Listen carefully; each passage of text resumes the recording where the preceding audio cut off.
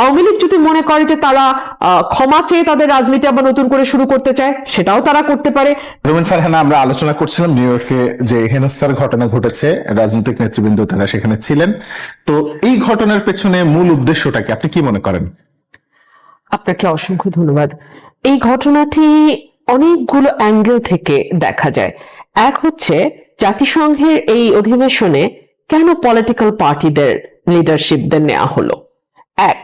দুই, যদি তাদেরকে ন্যায় হয়ে থাকে তাহলে তাদের যথাযথ নিরাপত্তা দেবার ব্যবস্থা কেন করা হলো না।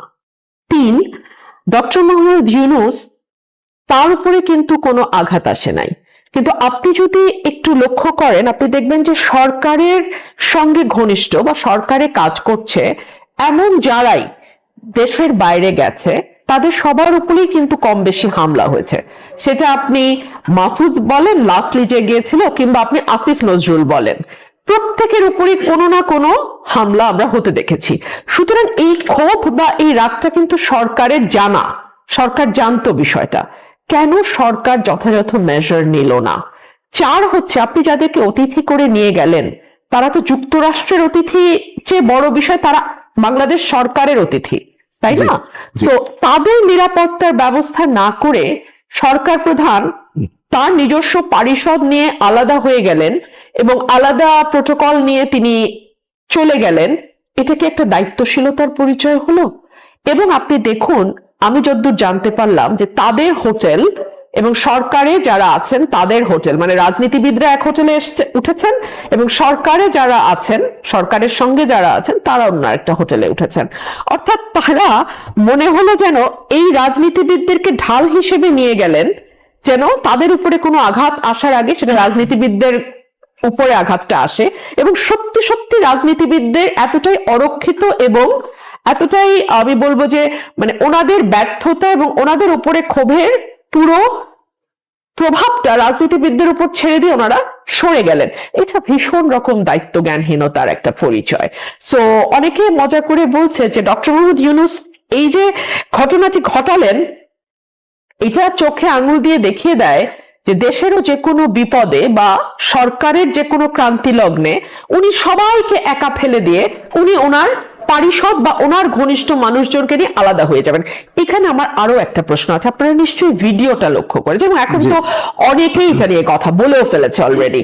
জামাত কিন্তু পরে বের হয়েছে, প্রথমে বের হয়েছে বিএনপির মহাসচিব, ঠিক তার পেছনেই এনসিপির আক্তার এবং জারা, সো একদম কাছাকাছি সময়।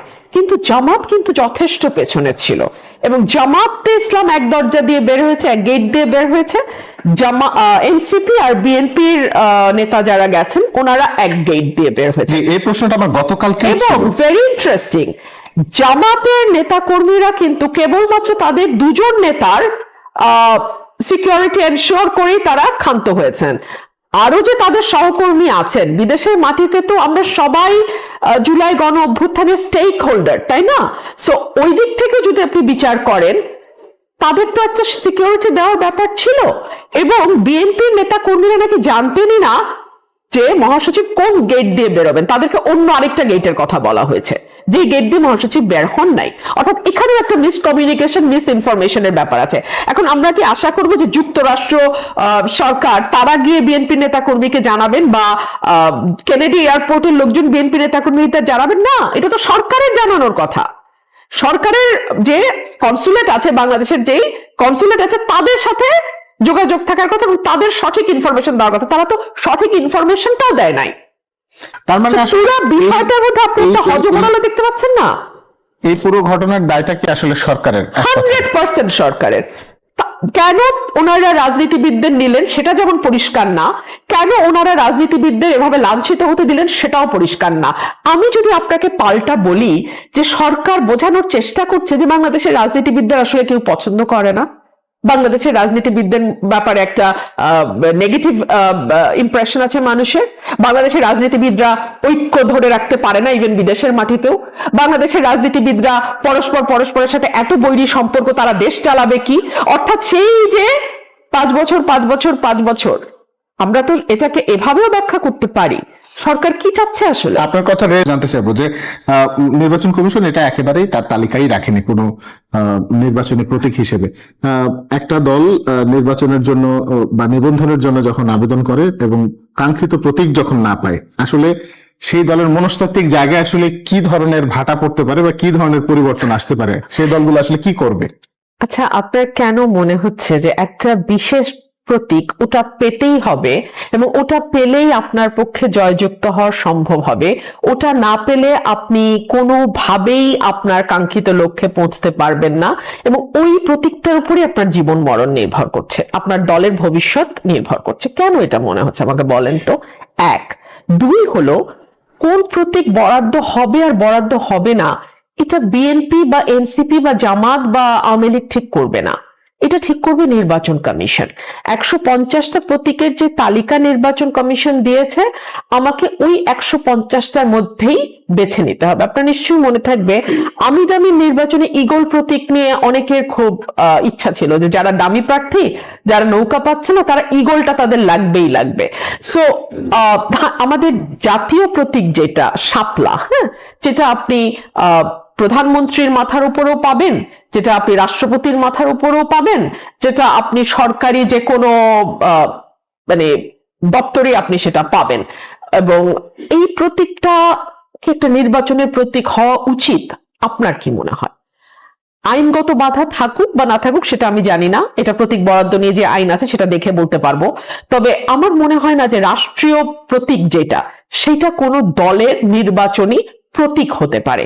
আর নির্বাচনের ফলাফলটা না, আপনাকে বলি, এটা প্রতীকের উপর তখন নির্ভর করবে যখন একটা প্রতীককে আপনি রাজনীতিতে অলরেডি স্ট্যাবলিশ করে ফেলেছেন এবং ওই প্রতীক নিয়ে আপনি দীর্ঘ সময় একটা দেশে রাজনীতি করেছেন। কিন্তু দলটি তো নতুন, মাত্র কয়েক মাস আগে গঠিত এনসিপি হয়েছে। কিন্তু এর ভিতরে পদযাত্রা করেছে দেশব্যাপী, নিশ্চয়ই। এবং এর পাশাপাশি আমরা গতকালকেও যখন আমরা এই আলোচনা করছিলাম সেখানে জানতে পেরেছি যে দেশের বিভিন্ন জায়গায় তারা যখন এই পদযাত্রা করেছে বা নির্বাচনকে সামনে রেখে তারা এই শাপলা প্রতীকটাকেই সামনের দিকে নিয়ে এসেছে, এবং যে কারণে আসলে তাদের সবচেয়ে বড় এই প্রতীকটা আসলে বেশি প্রয়োজন বলে উল্লেখ করেছেন গতকালকে যে আলোচক ছিলেন।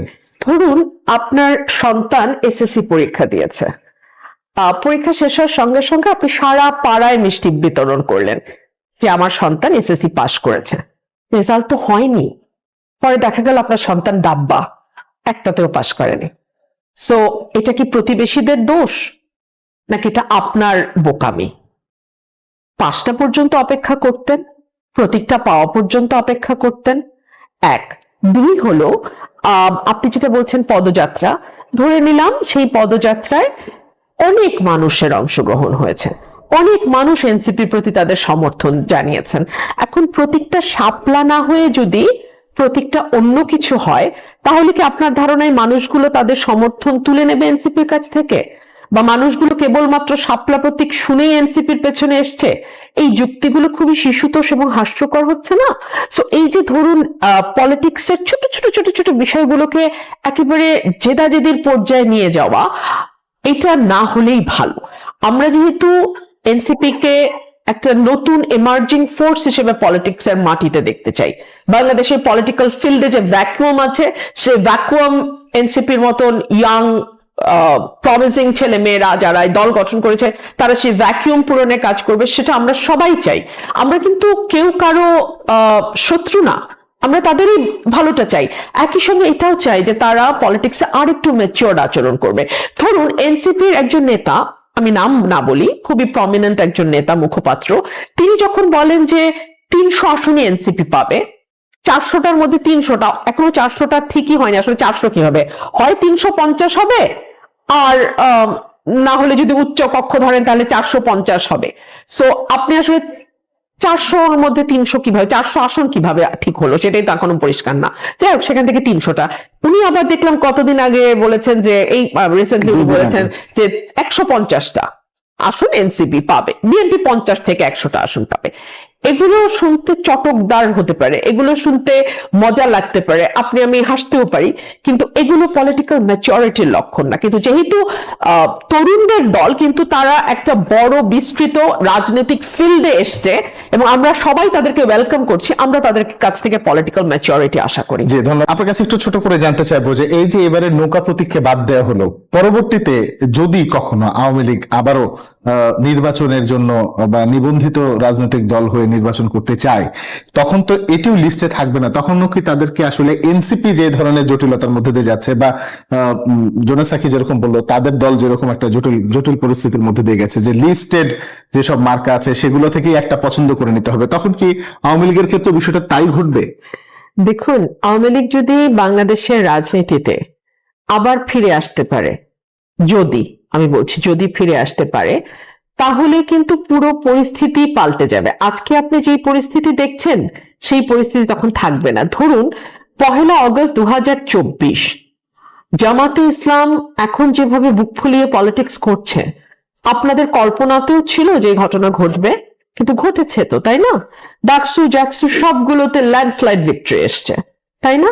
আজকে একটা জরিপ বের হয়েছে, সেখানে দেখলাম তারা 30% বোধহয় 28% তারা মানে ভোট পাবে বলে জরিপ বলছে। বিএনপি 41%, সেকেন্ডে জামায়াতে ইসলাম 28%। সো যেই দলটার ভোট, ধরুন আপনি যদি 90-এর দশক দেখেন বা 2000 সালেরও 2000 থেকে 2005-06 পর্যন্ত দেখেন, 3 থেকে 5%-এর বেশি তাদের ভোট ছিল না, তাই না? সেটা এখন 28%-এ গেছে। আমরা যদি জরিপটাকেও ধরি, সেটা 28%-এ গেছে।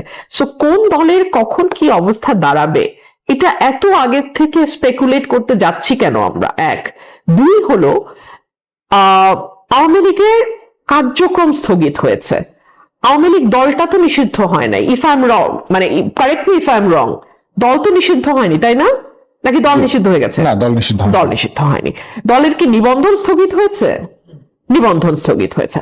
ওকে, যদি নিবন্ধন স্থগিত হয়ে থাকে এবং দল নিষিদ্ধ না হয়ে থাকে, তাহলে আওয়ামী লীগের সামনে যে পথটা আছে সেটা হচ্ছে এই জুলাই গণ অভ্যুত্থানে তাদের যে ম্যাসাকার এবং তাদের যেই অপরাধ তারা সংঘটিত করেছে, এবং এর আগে তো 15 বছরের গুম খুন যদি ধরেন, সেটা তো একটা দীর্ঘ মানে অপরাধের হিস্ট্রি, সেগুলোর বিচার হতে হবে বাংলাদেশে, এবং বিচার শুরুও হয়েছে, বিচার হবে।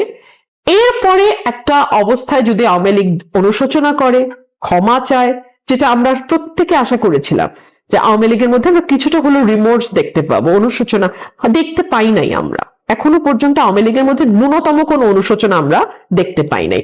সো এটা আওয়ামী লীগ তার পলিটিক্সটা নির্ধারণ করবে, এটা তো আর আমি আপনি বলে দিলে হবে না। আওয়ামী লীগের পলিটিক্স আওয়ামী লীগ নির্ধারণ করবে। আওয়ামী লীগ যদি মনে করে যে তারা ক্ষমা চেয়ে তাদের রাজনীতি আবার নতুন করে শুরু করতে চায়, সেটাও তারা করতে পারে। তারা যদি মনে করে, যেমন 91 থেকে 96